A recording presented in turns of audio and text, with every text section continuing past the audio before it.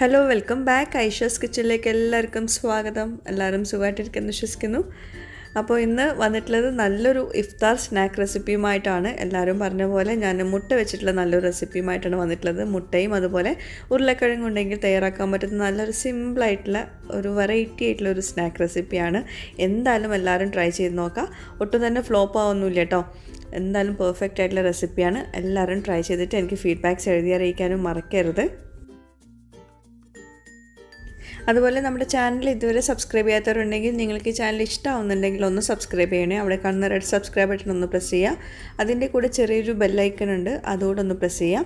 അപ്പോൾ ഇതുപോലെ കാണാം. ഇതിൽ ഓൾ വേണം പ്രസ് ചെയ്യാൻ. അപ്പോൾ എന്നാൽ ശരി, നമുക്ക് റെസിപ്പിയിലേക്ക് പോകാം. ഈ ഒരു സ്നാക്ക് റെസിപ്പിക്ക് നമ്മൾ പേരിട്ടിട്ടുള്ളത് മുട്ട കെട്ടിക്കൂട്ടിയത് എന്നാണ് കേട്ടോ. നമ്മളിട്ട പേര് തന്നെയാണ്. അപ്പോൾ ഇതിനായിട്ട് ഞാൻ 3 ഉരുളക്കിഴങ്ങ് എടുത്തിട്ടുണ്ട്. ഇതിൽ മെയിനായിട്ട് നമുക്ക് വേണ്ടത് മുട്ടയും ഉരുളക്കിഴങ്ങുമാണ്. ഉരുളക്കിഴങ്ങ് തൊലിയൊക്കെ കളഞ്ഞിട്ട് നമുക്കിതൊന്ന് സ്ലൈസ് ചെയ്തെടുക്കണം. ഗ്രേറ്ററിൽ വെച്ചിട്ട് നമുക്ക് ഗ്രേറ്റ് ചെയ്തെടുക്കാം. അല്ലെങ്കിൽ ഞാനിപ്പോൾ ഈ ചെയ്യുന്ന പോലെ കത്തി കൊണ്ട് വളരെ നൈസായിട്ട് ഇങ്ങനെ സ്ലൈസ് ചെയ്തെടുക്കാം. നമ്മൾ പക്കോടൊക്കെ ഉണ്ടാക്കുന്ന ആ ഒരു പരുവത്തിൽ ഇങ്ങനെ സ്ലൈസ് ചെയ്യുക. എന്നിട്ട് പിന്നെ ഒന്നുകൂടെ വേറെ രീതിയിൽ സ്ലൈസ് ചെയ്യാണ്ട് നമ്മൾ ഈ പൊട്ടാറ്റോ ചിപ്സ് ഉണ്ടല്ലോ, കൊള്ളി ചിപ്സ്, അതുണ്ടാക്കുന്ന രീതിയിലാണ് നമ്മളിപ്പോൾ ഇത് ചെയ്തെടുക്കുന്നത് കേട്ടോ. അപ്പോൾ ഇങ്ങനെ സ്ലൈസ് ചെയ്തെടുക്കുന്ന സമയത്ത് നല്ല മൂർച്ചയുള്ള കത്തിയെടുക്കുക, അല്ലെങ്കിൽ ഗ്രേറ്ററിൽ ഗ്രേറ്റ് ചെയ്തെടുക്കുക. എന്നാലേ നല്ല കനം കുറച്ച് കിട്ടുകയുള്ളൂ. എന്നിട്ട് ഇതെല്ലാം കൂടി ഇങ്ങനെ ഒരുമിച്ച് വെച്ചിട്ട് ഇത് വീണ്ടും നമ്മൾ കൊള്ളി പോലെ ഇങ്ങനെ ഭയങ്കര തിന്നായിട്ട് കട്ട് ചെയ്തെടുക്കണം. മാക്സിമം തിന്നാക്കിയിട്ട് എടുക്കുക കേട്ടോ. കട്ടി ഉണ്ടെങ്കിൽ പിന്നെ നമുക്കിത് വിചാരിച്ച ഒരു പരുവത്തിലായി കിട്ടില്ല. അപ്പോൾ അതുകൊണ്ട് വളരെ തിന്നാക്കിയിട്ട് കട്ട് ചെയ്തെടുക്കുക. നമ്മൾ കടയിൽ നിന്ന് വാങ്ങിക്കുന്ന പൂളക്കൊള്ളിയൊക്കെ ഉണ്ടല്ലോ, ആ ഒരു പരുവത്തിൽ അതിനേക്കാളും തിന്നായിട്ട് വേണം ഇത് കട്ട് ചെയ്തെടുക്കാൻ വേണ്ടിയിട്ട്. അപ്പോൾ അതങ്ങനെ തിന്നാക്കിയിട്ട് കട്ട് ചെയ്തിട്ടുണ്ട്. അപ്പോൾ നമ്മളിത് ഇങ്ങനെ തൊട്ട് നോക്കുന്ന സമയത്ത് ഭയങ്കര സോഫ്റ്റ് ആയിരിക്കണം. ഒട്ടും തന്നെ കനൊന്നും പാടില്ല. അത് പ്രത്യേകം ശ്രദ്ധിക്കുക. അപ്പോൾ ഇതേപോലെ തന്നെ ബാക്കി ഉള്ള 3 പൊട്ടാറ്റോയും നമ്മൾ ഇതുപോലെ കനം കുറച്ചിട്ട് കട്ട് ചെയ്തെടുക്കുക. അപ്പോൾ അങ്ങനെ ഇത് 3 ചെയ്തെടുത്തിട്ടുണ്ട്.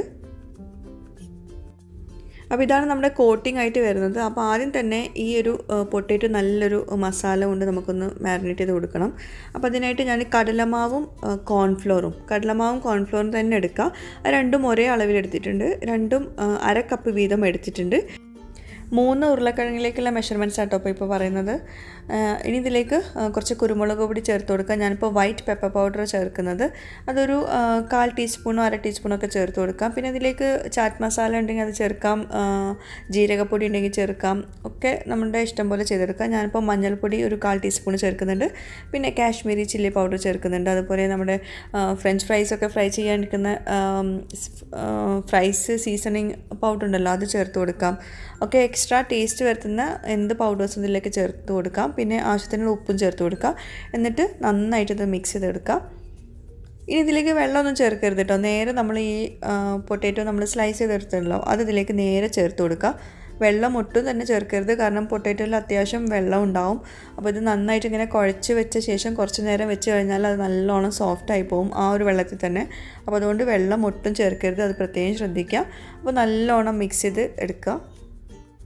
നമ്മളിങ്ങനെ കുഴച്ചെടുക്കുന്ന സമയത്ത് ഇത് ഭയങ്കര ഡ്രൈ ആയിട്ട് കിടക്കുന്ന പോലെ തോന്നും. പക്ഷേ ഒരു 5-10 മിനിറ്റ് അങ്ങനെ വെച്ച് കഴിഞ്ഞിട്ടുണ്ടെങ്കിൽ, കുറച്ച് കഴിഞ്ഞിട്ടുണ്ടെങ്കിൽ അത് ഭയങ്കര സോഫ്റ്റായിട്ട് വെള്ളമൊക്കെ ഇങ്ങനെ ഊറി വരും.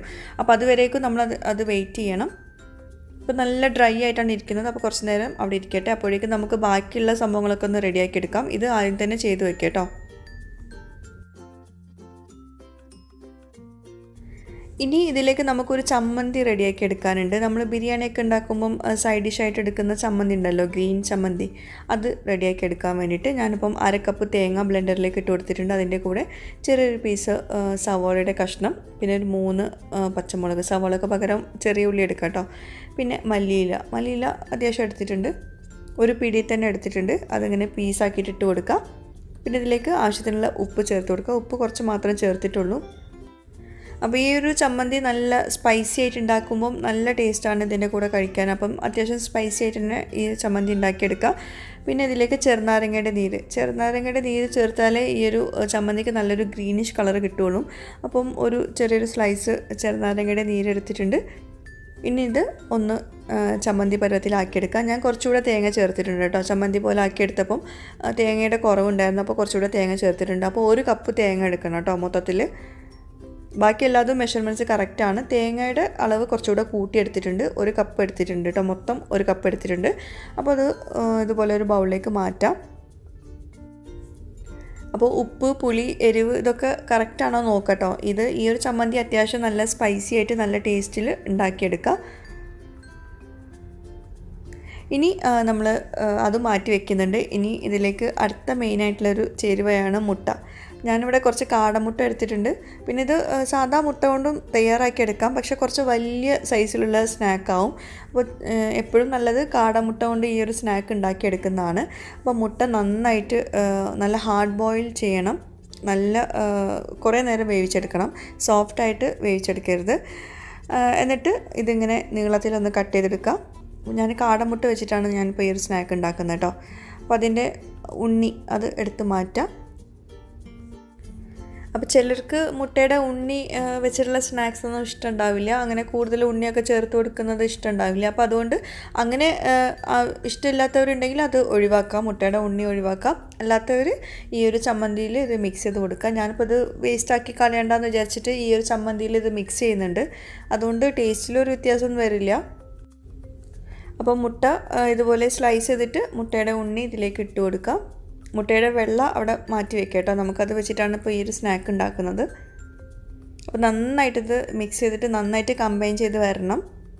പിന്നെ ഈ ഒരു ഫില്ലിംഗ് ഉണ്ടല്ലോ, അത് അത്യാവശ്യം സ്പൈസി ആയിട്ട് ഉണ്ടാക്കാൻ നോക്കണം. അതാണ് നമ്മുടെ ഈ ഒരു സ്നാക്കിൽ മെയിൻ ടേസ്റ്റ് വരുന്നത് കേട്ടോ, ഈ ഒരു ഫില്ലിങ്. ഇനി ഈ ഒരു ചമ്മന്തി നമ്മുടെ ഈ ഒരു മുട്ടയുടെ അകത്ത് ഫില്ല് ചെയ്ത് കൊടുക്കുക. ചെറിയ ബോളാക്കിയിട്ട് ഇതുപോലെ ഫില്ല് ചെയ്ത് കൊടുക്കുക. കറക്റ്റ് വീണ്ടും ആ ഒരു ഷേപ്പിൽ തന്നെ ആക്കിയെടുക്കുക. ഈ ഒരു മുട്ട ആ ഒരു ഷേപ്പിൽ ആക്കിയെടുക്കുക. അപ്പോൾ ഇതുപോലെ ബാക്കി എല്ലാതും ചെയ്തെടുക്കുക.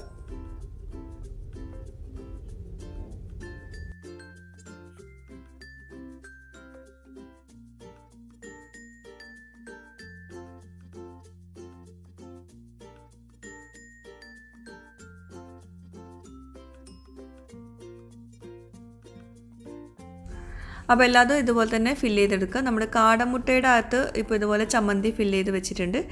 ഇനി ഇതുപോലെ തന്നെ സാധാ നമ്മളെ കോഴിമുട്ടയുടെ അകത്തും ഇതുപോലെ തന്നെ നമുക്ക് ഫില്ല് ചെയ്ത് കൊടുക്കാം. ഞാനിപ്പോൾ അതിൻ്റെ അകത്തുള്ള ഉണ്ണി ഇതിലേക്ക് യൂസ് ചെയ്യുന്നില്ല. അപ്പോൾ ഇതുപോലെ തന്നെ ഒരു ചമ്മന്തി വെച്ചിട്ട് ഫില്ല് ചെയ്ത് കൊടുക്കുക. കുറച്ചധികം ഫില്ലിങ് വേണ്ടി വരും കേട്ടോ. സാധാ മുട്ടയിലാണെങ്കിൽ അതുപോലെ തന്നെ നമ്മുടെ ഈ ഒരു സ്നാക്ക് കുറച്ച് വലുപ്പം കൂടും. ഇനിയാണ് നമ്മുടെ മെയിൻ സംഭവം കിടക്കുന്നത്. നമ്മൾ നേരത്തെ കുഴച്ച് വെച്ചിട്ടുള്ള പൊട്ടറ്റോ ഉണ്ടല്ലോ, അപ്പോൾ ഇതാ ഇങ്ങനെ സോഫ്റ്റായിട്ട് വന്നിട്ടുണ്ട്. അതിലെ വെള്ളമൊക്കെ ഇങ്ങനെ ഊറി വന്നിട്ട് പൊട്ടറ്റോ ഒക്കെ കട്ട പിടിച്ച പോലെ കിടക്കുന്നുണ്ട്. അപ്പോൾ ഇങ്ങനെ ആയി കഴിഞ്ഞിട്ടുണ്ടെങ്കിൽ നമ്മളിതിലേക്ക് കുറേശ്ശെ വെള്ളം ഒഴിച്ചിട്ട് ഇതൊന്ന് കുറച്ചൊന്ന് ലൂസാക്കുന്നുണ്ട്. ഒരു 1-2 ടേബിൾ സ്പൂൺ വെള്ളം മാത്രം ഒഴിച്ചു കൊടുത്താൽ മതിയാകും. ഇതിലേക്ക് ഇനി ഒരുപാട് വെള്ളം പാടില്ല. നമ്മൾ ആദ്യം തന്നെ അത്യാവശ്യം വെള്ളം ഒഴിച്ചു കൊടുക്കുകയാണെങ്കിൽ ഇത് ഭയങ്കര ലൂസായി പോകും. അതുകൊണ്ടാണ് കുറച്ച് നേരം കുഴച്ച് വെച്ചിട്ട് മാറ്റി വയ്ക്കാൻ പറയുന്നത് കേട്ടോ. അപ്പോൾ ഞാൻ കുറേശ്ശെ ഇങ്ങനെ കുടഞ്ഞെടുക്കും കേട്ടോ വെള്ളം. അപ്പോൾ ഒരു 1-2 ടേബിൾ സ്പൂൺ മാത്രം മതിയാകും, അതിൽ കൂടുതൽ വേണ്ടി വരില്ല. അതൊന്ന് നമ്മൾ കയ്യിലിങ്ങനെ ഒരു എന്താ പറയുക, പക്കോടൊക്കെ ഉണ്ടാക്കുന്ന പോലെ കയ്യിലൊന്ന് പിടിക്കുന്ന പരുവത്തിൽ മാത്രം ആക്കിയെടുക്കുക. ഈ ഒരു പരുവം മതി, ഒരുപാട് വെള്ളമൊന്നും പാടില്ല, നല്ല തിക്കായിട്ട് തന്നെ വേണം. ഇനി നമുക്ക് ഇത് ഫ്രൈ ചെയ്തെടുക്കാം. അപ്പോൾ അതിനായിട്ട് ഒരു പാൻ ചൂടാക്കിയിട്ട് ഞാൻ ഫ്രൈയിങ് പാനിലാണ് ഇത് ഫ്രൈ ചെയ്തെടുക്കുന്നത്. അത്യാവശ്യം ഓയിൽ ഒഴിച്ചു കൊടുത്തിട്ടുണ്ട്.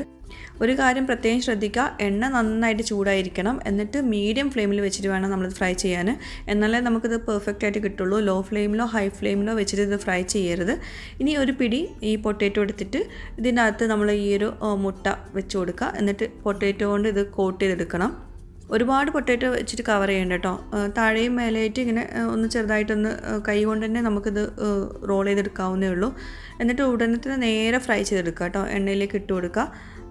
നമുക്കിങ്ങനെ റോൾ ചെയ്തിട്ട് ഇതിങ്ങനെ മാറ്റി വെക്കാനൊന്നും പറ്റില്ല. നമ്മൾ എണ്ണ ചൂടായ ശേഷം നേരെ എണ്ണയിലേക്ക് വേണം ഇങ്ങനെ റോൾ ചെയ്തിട്ട് ഇട്ട് കൊടുക്കാൻ വേണ്ടിയിട്ട് കേട്ടോ.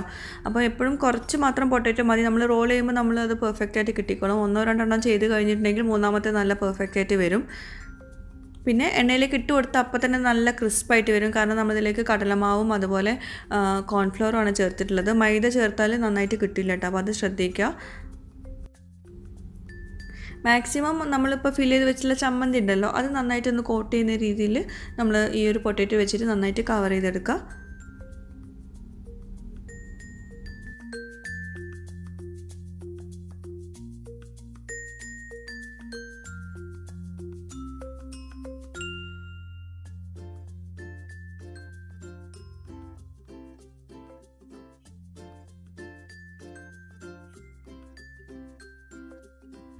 എണ്ണയിലേക്ക് ഇടുന്ന സമയത്ത് നന്നായിട്ട് കോട്ട് ചെയ്തിട്ട് ഇട്ട് കൊടുക്കുക. പിന്നെ ബാക്കി നല്ല ക്രിസ്പായിട്ട് വരും. അതിൽ സംശയമൊന്നും വേണ്ട, നല്ല പെർഫെക്റ്റ് ആയിട്ട് തന്നെ വരും. നല്ല ക്രിസ്പായിട്ട് വന്നിട്ടുണ്ട്. നല്ല ക്രിസ്പി ആയിട്ടുള്ളൊരു സ്നാക്കാണ്. പുറമേ നല്ല ക്രിസ്പിയും അകത്ത് നല്ല സോഫ്റ്റ് ആയിട്ടും പിന്നെ ആ ചമ്മന്തിയുടെ ടേസ്റ്റും എല്ലാം കൂടി ആകുമ്പോൾ നല്ലൊരു കോമ്പിനേഷനാണ്.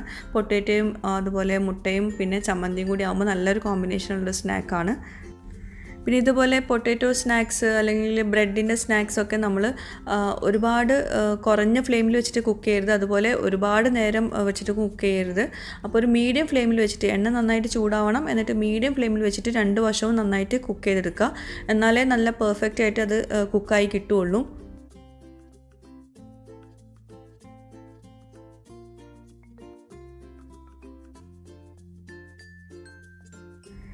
അപ്പോൾ നമ്മുടെ മുട്ട കെട്ടിക്കൂട്ടിയത് സ്നാക്ക് റെഡി ആയിട്ടുണ്ട്. അപ്പോൾ നമുക്കത് കോരി മാറ്റാം.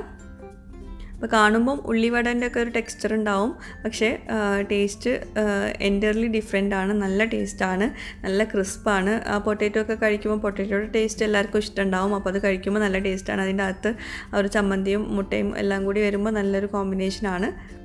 അപ്പോൾ ഈ ഒരു ക്രിസ്പിനെസ് കുറേ നേരം നിൽക്കും കേട്ടോ. പെട്ടെന്ന് കുഴഞ്ഞു പോകുന്നില്ല കേട്ടോ. നല്ല ക്രിസ്പി ആയിട്ട് തന്നെ കുറേ നേരം വെക്കാൻ പറ്റും. പിന്നെ എണ്ണയിൽ വറുത്തെടുത്തുകൊണ്ട് ഒരുപാട് എണ്ണ വലിച്ചെടുക്കുന്ന സ്നാക്കൊന്നുമല്ല കേട്ടോ. ഇതുപോലെ ടിഷ്യൂ പേപ്പറിലേക്ക് ഇട്ട് കൊടുത്താൽ മതി. അപ്പോൾ ബാക്കിയുള്ളതും ഇതുപോലെ തന്നെ ഫ്രൈ ചെയ്തെടുക്കുക. 2 വശവും നല്ല ഗോൾഡൻ ക്രിസ്പി ആവുന്നവരെ ഫ്രൈ ചെയ്തെടുക്കുക. അപ്പോൾ നമ്മുടെ മുട്ട കെട്ടിക്കൂട്ടിയത് റെഡി ആയിട്ടുണ്ട്. അപ്പോൾ ബാക്കിയുള്ളതുണ്ടല്ലോ, ഈ പൊട്ടാറ്റോ എല്ലാത്തിൻ്റെയും കൂടി റെഡി ആയിട്ട് കിട്ടിയില്ല. അപ്പോൾ ബാക്കിയുള്ളത് ഞാൻ കുറച്ച് കടലമാവിൻ്റെ മസാലയിൽ നമ്മൾ സാധാരണ പക്കോടൊക്കെ ഉണ്ടാക്കുന്ന ആ ഒരു മസാലയിൽ ഒന്ന് മുക്കി പൊരിച്ചിട്ടുണ്ട്, നമ്മുടെ സാധാ പക്കോട സ്റ്റൈലിൽ. ഇത് പിന്നെ പുറമേ അധികം ക്രിസ്പി ആവില്ല, നല്ല സോഫ്റ്റ് ആയിട്ടുള്ള ഒരു സ്നാക്കാവും. അപ്പോൾ നമ്മുടെ മുട്ട കെട്ടിക്കൂട്ടിയ സ്നാക്ക് ഇവിടെ റെഡി ആയിട്ടുണ്ട്. എല്ലാവരും ട്രൈ ചെയ്ത് നോക്കുക. ഇഫ്താർ ആയതുകൊണ്ട് തന്നെ എല്ലാവർക്കും കുറച്ച് വെറൈറ്റി ആയിട്ടുള്ള എന്നാൽ സിമ്പിളായിട്ടുള്ളതും പിന്നെ എല്ലാവർക്കും ഒരേപോലെ കിട്ടുന്ന ചേരുവകളൊക്കെ വെച്ചിട്ടുള്ള സ്നാക്സ് ആയിരിക്കും ഒത്തിരി ഇഷ്ടം. അപ്പോൾ ഇന്ന് മുട്ട വെച്ചിട്ടും അതുപോലെ ഉരുളക്കിഴങ്ങ് വെച്ചിട്ടുള്ള നല്ലൊരു സ്നാക്കാണ്. കണ്ട നല്ല ക്രിസ്പായിട്ട് വന്നിട്ടുണ്ട്.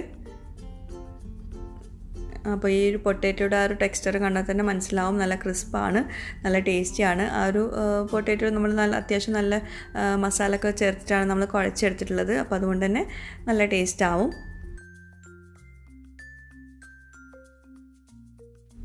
അപ്പോൾ ഞാൻ ഫോട്ടോ എടുക്കാൻ വേണ്ടിയിട്ട് ഒന്ന് കട്ട് ചെയ്ത് വെച്ചിട്ടുണ്ട്, അത് കാണിച്ചു തരാം. അപ്പോൾ അതിൻ്റെ അകത്ത് ഫില്ലിങ് ഇങ്ങനെ വെച്ചിട്ട് നമ്മൾ ഇങ്ങനെ ആയിരിക്കും ഇതിൻ്റെ അകത്തുള്ള ഒരു ടെക്സ്ചർ. പുറമേ നല്ല ക്രിസ്പായിട്ടും അകത്ത് നല്ല സോഫ്റ്റായിട്ടും ആയിരിക്കും.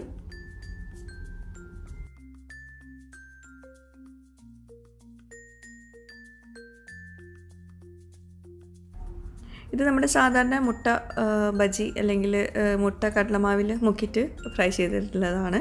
അപ്പോൾ അത് പുറമേ നല്ല സോഫ്റ്റായിട്ടും അകത്ത് ഈ ഒരു ചമ്മന്തിയും കൂടി ഉണ്ടാകുമ്പോൾ ഒരു എക്സ്ട്രാ ടേസ്റ്റും കൂടി വരുന്നുണ്ട്. അപ്പോൾ അതുകൂടെ ഒന്ന് കാണിച്ചതേ ഉള്ളൂ. അപ്പോൾ ബാക്കി വന്നിട്ടുള്ള നമ്മുടെ പൊട്ടാറ്റോ എല്ലാത്തിനും കൂടി തികഞ്ഞില്ല. അപ്പോൾ അതുകൊണ്ട് ബാക്കിയുള്ളത് ഇങ്ങനെയൊന്ന് ഫ്രൈ ചെയ്തു, അത്രയേ ഉള്ളൂ.